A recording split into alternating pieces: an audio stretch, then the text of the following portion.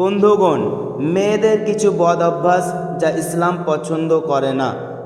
1 নম্বর, স্বামীর সাথে তুই তুকারি করে কথা বলা।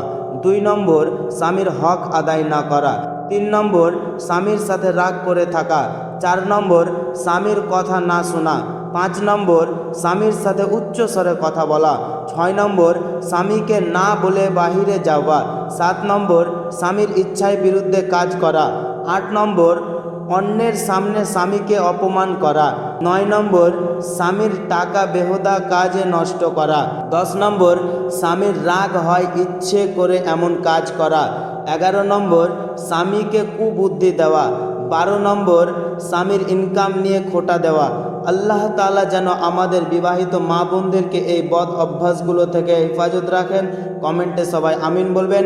আর এই ভিডিওটি নিজের বোন স্ত্রীদেরকে শেয়ার করবেন, যাতে করে তারাও জানতে পারে। আর ভিডিওটি ভালো লাগলে একটি লাইক এবং চ্যানেলটি সাবস্ক্রাইব করবেন, যাতে করে এরকম ইসলামিক ভিডিও পেতে আপনাদের মিস না হয়।